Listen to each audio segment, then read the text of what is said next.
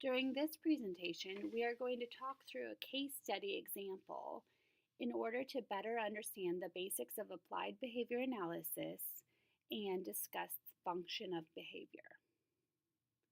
Here is a basic overview of the case study. Caesar is a sixth grader with an emotional impairment and learning disability in reading.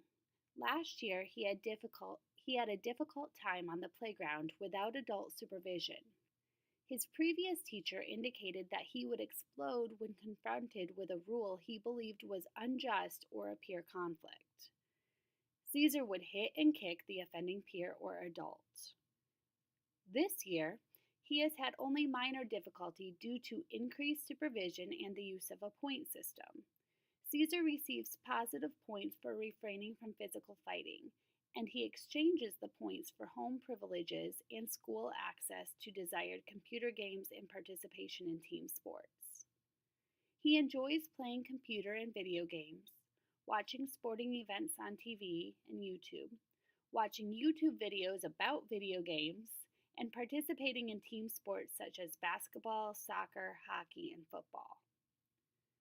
Though he has not had any physical fighting this year, his verbal outbursts and peer conflicts have increased in frequency, which, according to his teacher, set him up for problems. The curriculum this year has been difficult for Caesar due to his third grade reading skills. Caesar's academic strengths include oral language, and his oral skills are exceptional. He is also very fond of science and social studies. He is making steady progress in reading this year and gaining more growth than expected, but his reading ability has still had a detrimental impact on his academic performance. Currently, Caesar has been upset about Miss Gomez's expectation that he complete an increasing amount of work independently. Miss Gomez teaches Caesar language arts and math. At times, he will refuse to follow the directions, and his behavior will escalate to swearing if Miss Gomez persists in asking him to finish the assigned work. He has hit or pushed Ms. Gomez on 2 occasions and frequently demonstrates verbal outbursts in the classroom. Now I'm going to show you a daily schedule so that we can look at what Caesar does throughout the day and what his routine is. So he's in 6th grade, and this means that he's in the last grade of an elementary school in this case. And he starts school at 7:30 and he ends at about 2 o'clock. When he gets to school, he has a daily circle time, which includes journaling and independent reading, and that lasts from 7:30 to 8. Then he moves straight into language arts. So if you look at those 2 activities, they're related and they both involve his deficit area, which is reading. Then he has recess. After recess comes math and science. And if you remember from the case, he enjoys math and science. On Tuesdays and Thursdays, he has science. And then on Monday, Wednesday, and Fridays, he has social studies. After that block, he has lunch, and then he goes to the specials, which are art, music, PE, or library.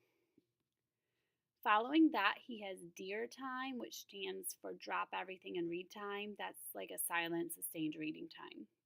It usually involves choice books, but sometimes teachers assign books to read. And then he has the classroom wrap-up time at the end of the class, which probably involves putting his assignments away, going over any final things in the classroom, and getting ready to leave for the day.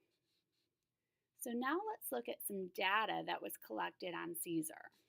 And then we'll start talking about what we think we can operationally define the target behavior as, and we can talk about function of behavior.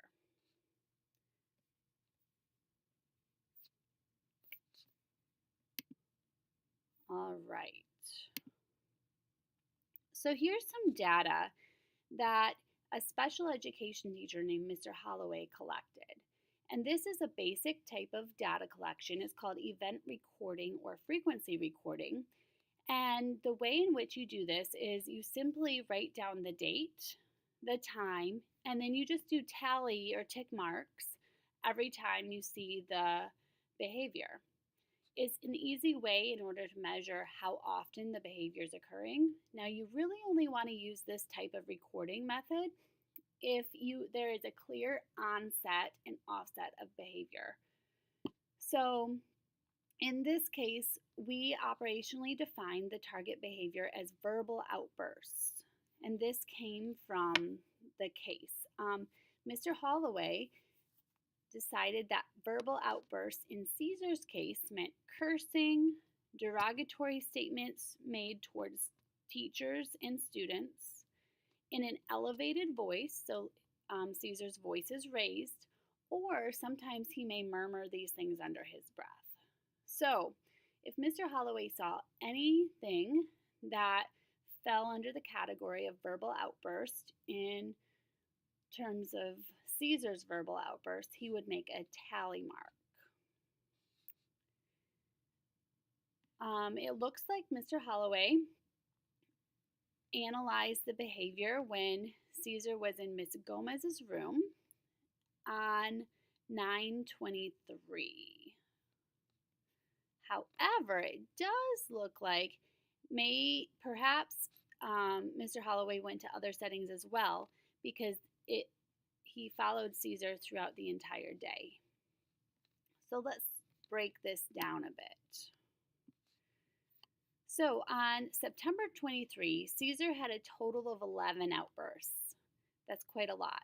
So if we think of what we would expect a typically developing student to demonstrate, we wouldn't expect them to demonstrate any of these types of verbal outbursts. We don't tolerate cursing or derogatory statements towards teachers or peers, and we wouldn't tolerate this from a typically developing student. So Caesar, having a learning disability and an emotional impairment, our goal is to help him reduce this behavioral challenge and teach him a replacement behavior so that he doesn't demonstrate this 11 times per day. So now let's look at when these behavior challenges occurred. So it looks like from 7:30 to 8 in the morning, there were 4 verbal outbursts. Okay? Then from 8 to 9, there were 3 verbal outbursts. So in the first hour and a half of the school day, there were 7 total verbal outbursts. If we want to consider what Caesar was doing at that time, remember that was the circle time, which included reading and journaling and like English type work. And then it was the English language arts period. So those two blocks of time included his deficit or his area of need, which is reading because he's reading below grade level. So that's something to consider. Then from 9 to 10, there's only 1 verbal outburst, and from 10 to 11, there's only 1 verbal outburst. Then we have no verbal outbursts between 11 and 1, and 2 verbal outbursts again from 1 to 1:30.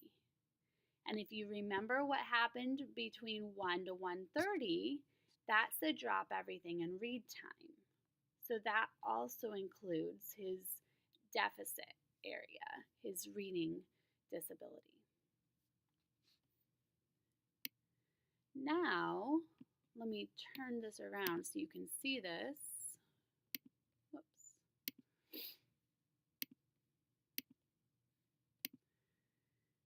Mr. Holloway also took data using a ABC data tracker. Now, this is a great way to track data because it helps us see what happens immediately before the behavior occurs, what the behavior looks like, and what happens immediately after the behavior occurs. Looks like Mr. Holloway completed the data on the exact same date that he took the event recording data on September 23. And in this column here, he notes the time in which the behavior occurred. And he simply sat in the classroom and observed Caesar and the behaviors that happened. When you're completing one of these ABC data sheets, It's very important to leave all bias and to put that aside and not to make guesses about what the antecedent is or the behavior or the consequence, but we really only want to write down exactly what we see in observable terms because this will help us better analyze in the end what a possible function of behavior is.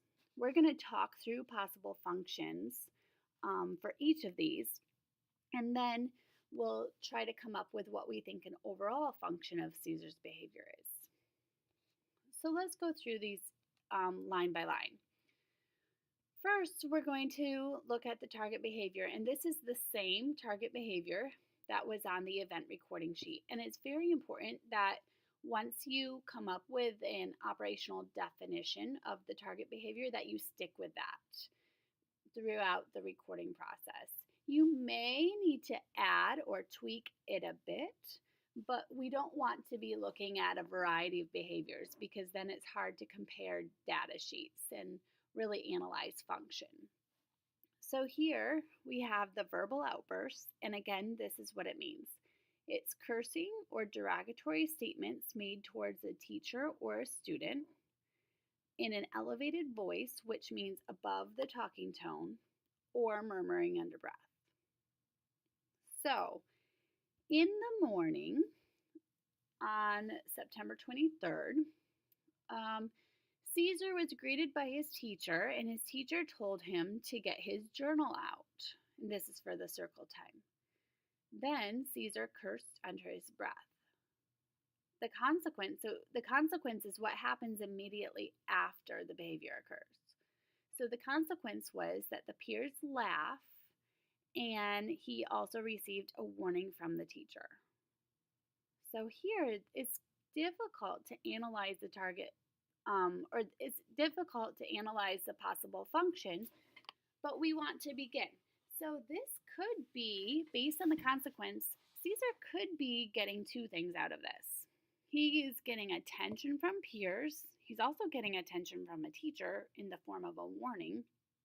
And perhaps he's doing this to escape or to delay the work and journaling. We can't be sure yet, so let's continue to look through this. So, 5 minutes later, the teacher tells Caesar to get his journal out again. And Caesar says, "I don't have to listen to you." And he uses a curse word. Then the consequence is the same. His peers laugh and he receives a warning from his teacher. So now 5 minutes have gone by and we don't know exactly what the function of the behavior is, but he's still getting attention from his peers and he's getting a warning from his teacher, which is also attention. The warning is probably meant to function as positive punishment. We'll see if this actually functions as that because remember, punishment always decreases the likelihood that a behavior is going to occur. And the teacher may unintentionally be using positive reinforcement and increasing Caesar's behavior instead. This happens to us as teachers, and this is why it's important for us to analyze behavior in order to come up with the best approach and the best way to work with students. So 5 minutes later at 7:45, the teacher tells Caesar to get his journal or to write in his journal. Caesar yells, "I don't feel like it." Then the students laugh and the teacher gives yet another warning.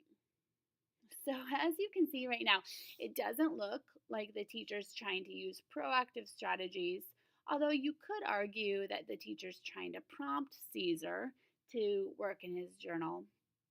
We still don't have a better idea as to what the possible function of behavior is because it's still twofold. And sometimes there is more than one function for behavior, and we'll get to what we do with that in a little bit. So 3 minutes later, the teacher provides another prompt. The teacher asks Caesar to go to the office.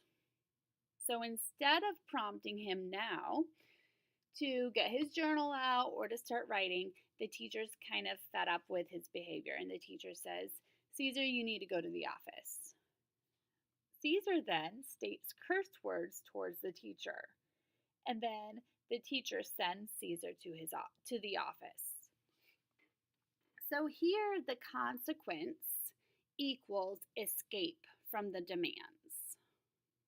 So now in looking at this, it's of interest to me to consider maybe the possible function is escape, and maybe Caesar also enjoys the attention, but maybe he's doing this because he wants to escape the demands placed upon him. He wants to escape the journaling time, which, remember, journaling is tied to his deficit, which is reading.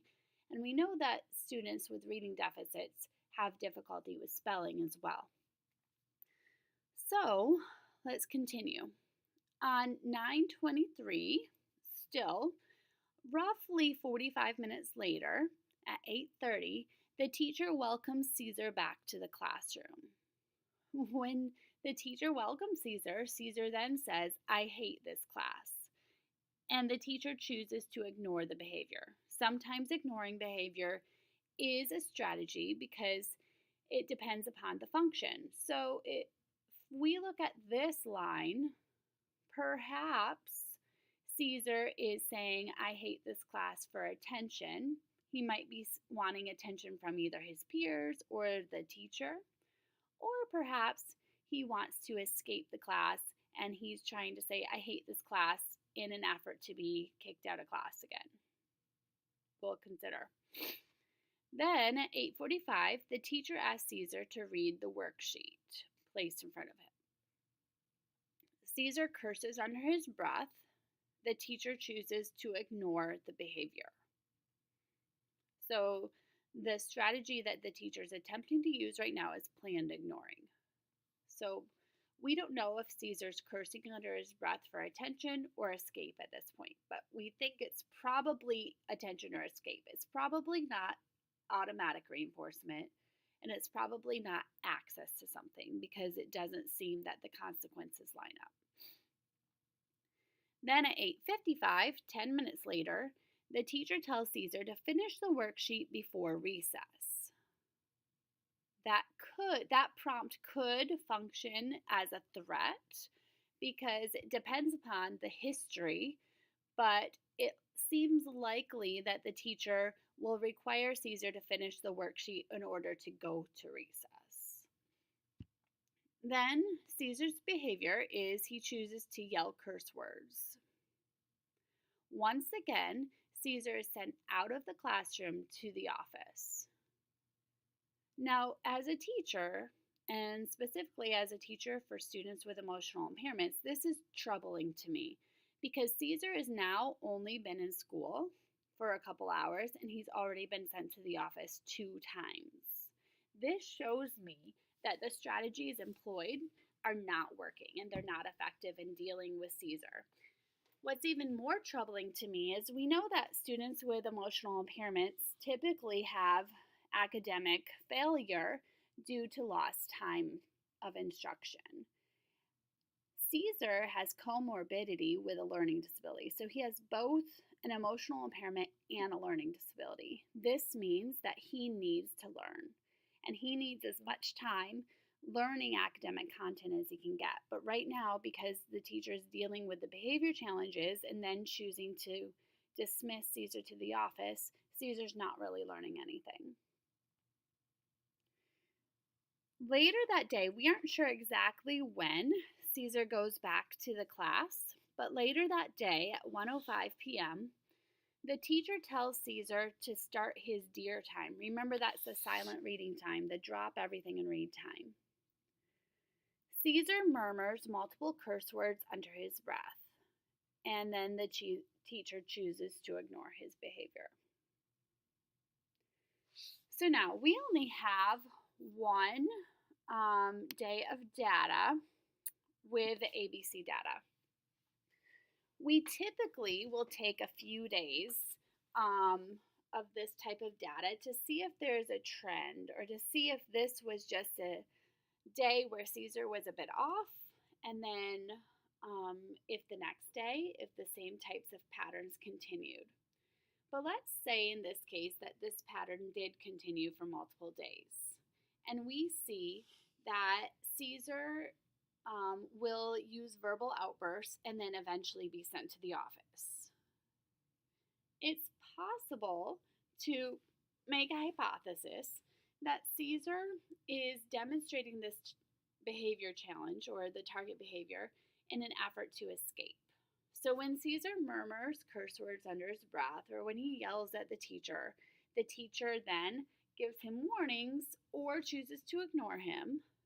But Caesar continues to have the verbal outbursts and then he's eventually sent out of class to the office. That then equals doing no work in class or escaping the demands placed upon him. Keep that in mind and continue to think about that as we look at the next sheet of data. Now let me turn this around for us.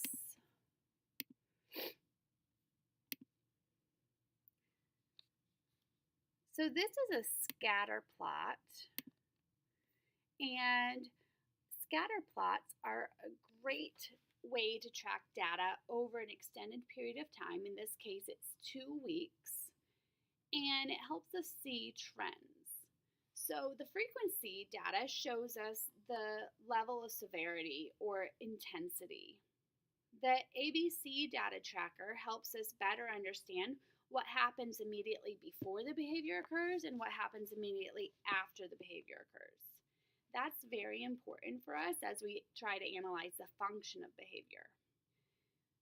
Now, the scatter plot helps us see if the behavior is occurring in specific time or during specific times or in specific places. And this is helpful for us to kind of see the big picture of the behavior problem. Remember I said before, it's very important for us to stick with the same operational definition of the target behavior so that we can compare data across different types of data collection sheets. So once again, the behavior of interest is Caesar's verbal outbursts. And this means cursing, derogatory statements towards teachers and students, the use of an elevated voice, which is above the talking level, or murmuring under his breath. So this data was collected over a 2-week period through Monday, Tuesday, Wednesday, Thursday, Friday for 2 whole weeks. You can see that the first day of this data is the same day that the frequency recording data sheet was completed and the ABC data was completed. Then we continued on for 2 more weeks. Now, this is interesting because when we look at the occurrence of data, we can see that that first day isn't really out of the ordinary. So this helps us then better or get a better idea of what the ABC data is. And it's likely that what we saw documented on the ABC data sheet occurs over and over and over again. Here's how to interpret this type of data sheet. So you are able to, as the social scientist in this case, determine how to fill out the data sheet and what types of notations you want to make. In this case, an X means that there were 2 or more demonstrations of the challenging behavior, and a check mark means that there was 1 demonstration of the challenging behavior, and blank means that there was no challenging behavior that occurred during that time slot. So let's look through this. We can see that during the 7:30 to 7:59, or like that first half hour window, Caesar demonstrates the target challenging behavior every single day, at least 1 time. On Mondays and Fridays, there are 2 or more occurrences of the challenging behavior during both weeks. And then on Tuesday, Wednesday, and Thursday, he demonstrates the challenging behavior once during that time slot. There's a little bit more variability during the 8 to 8:30 time slot. Caesar still demonstrates the target behavior every single day, but it doesn't seem to be a clear pattern as we saw in the first time slot. So during 7:30 to 8 o'clock, he demonstrated the behavior 2 or more times on both Mondays and Fridays, but we don't see that same pattern during the 8 to 8:30 time slot. Then during 8:30 to 9 o'clock, on all but 2 days, he demonstrates the challenging behavior. Then from 9 to 9:30, there is some variability. He demonstrates the challenging behavior 3 different times, on the first Monday, and then a Friday, and then a Wednesday. But what you can see is that on the first Monday here, and then on the Wednesday, he demonstrates the challenging behavior more on both of those days. Then there seems to be a lull, if you notice, between 10 o'clock and 12:30. So very few occurrences of the challenging behavior happen during this window of time. We're going to go back and look at the daily schedule in just a moment so that we can look at what's happening during those times. Then all of a sudden, the lull of behavioral challenges ends, and at 1 o'clock, Caesar again begins to demonstrate the challenging behavior every single day. But then between 1:30 and 2 p.m., the challenging behavior occurs a few times, but not repeatedly every single day. So let's take a minute to step back and look at the daily schedule again, because this gives us the big picture of when the behaviors are occurring, and we may be able to find some associations and then compare this with the frequency data and the ABC data.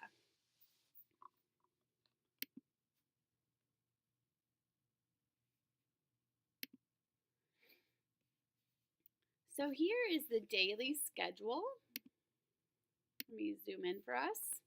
From 7:30 to 8, he is doing circle time, which involves reading. And remember that reading is a deficit area for him. That is what his learning disability is based on. Then from 8 to 9 o'clock, the next hour, he's doing language arts, which also involves reading and writing. So for the first hour and a half of the day, there is English language arts content or reading type of content. So we're having Caesar start his day with his area of need. So he is not able to work from his strengths in that first part of the day, or it doesn't appear that Miss Gomez is tapping into his strengths during that time. Then at 9 o'clock, he has recess. So let's look back at our scatterplot data. So from 7:30 to 9 o'clock, this is where almost all of the challenging behaviors occur. That's associated with his area of need, which is his reading deficit. This window here from 9 to 9:30, that's recess. We can see that on 3 occasions he had demonstrated the challenging behavior. Perhaps that's a peer conflict. Perhaps that's not related to his area of need. But the other behavior problems, though they're occurring, they are not nearly as consistent here in the middle of the day. So the consistent behavior challenge, as we see on the scatter plot, his behaviors are occurring in the beginning of the day, the first hour and a half, and then the last part of the day from 1 to 1:30. It's also occurring every single day, multiple times a day it appears. Now remember that from 1 to 1:30, let me pull this up again, he has deer time. That's the drop everything and read time. So that's also an activity that highlights his deficit area.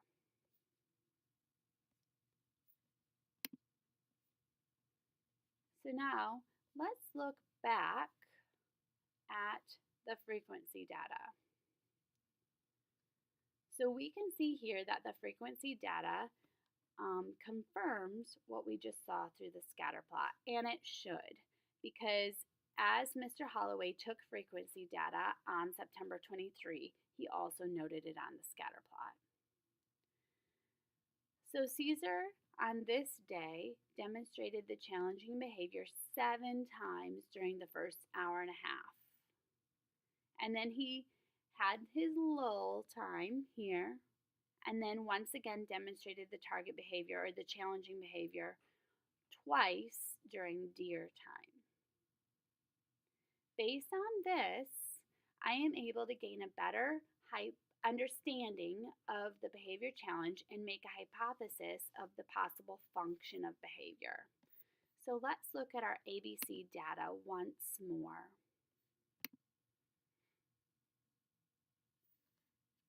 So most of the data that's included on this data sheet occurs within the first hour and a half of the school day. And that's consistent with what we saw on the other data collection sheets. Initially, when we read through the ABC data, we said there could be 2 possible functions. Perhaps it's possible that Caesar was attempting to gain attention from his peers, because we see that one of the consequences during following some of his cursing was that his peers would laugh. He also gained attention from his teacher. Now, that may not have been desirable attention, but it was still attention. Remember, attention equals positive reinforcement. Because remember, reinforcement increases the likelihood that behavior is going to occur in the future, and positive here in this case means something's being added to the environment. So his peers laughing, or he gains a warning from his teacher, if that then increases the likelihood of behavior, that could function as positive reinforcement if we think the possible function is attention. We also said that a possible function was escape. So perhaps Caesar is demonstrating this challenging behavior in order to escape the demands placed upon him. So even though his peers laugh, that could be an added benefit, but he eventually is able to escape the situation because he's sent to the office. Also, by making derogatory comments and by cursing under his breath, he's able to delay starting the assignment. So you can see throughout this hour and a half, he's sent to the office twice, and it doesn't appear that he started to work on any of his assignments because his teacher continues to prompt him to get his journal out, to start writing, to read a worksheet, that sort of thing. Then, at 1:05, during that half an hour of deer time, his teacher prompts him to start deer time and to start reading. And then Caesar murmurs multiple curse words under his breath, and the teacher then just chooses to ignore his behavior. So it's not clear whether or not Caesar ever did begin to read, or if the teacher just ignored his behavior and allowed Caesar to not read during that time. Based on all of the information that we have here, I would hypothesize that Caesar is demonstrating these target behaviors in an effort to escape the demands placed upon him. Now, what do we do now that we know why he's doing the challenging behavior, or now that we think we know? I should say think because it's a hypothesis. Our next step as teachers is to figure out what types of interventions will work in helping Caesar still gain access to escape, but in a socially appropriate way. So this is a difficult thing for us sometimes to address because we want to ensure that students are going to learn, and we want to make sure that we aren't allowing students to get away with just not doing the work and not learning the required content standards. But when we think about this, right now Caesar's not learning much, and he's not demonstrating that he's doing the work. Instead, he's choosing to use verbal outbursts to escape work. We want to curb or we want to address this verbal outburst behavior first and then gradually move into teaching him to be on task and to complete the work.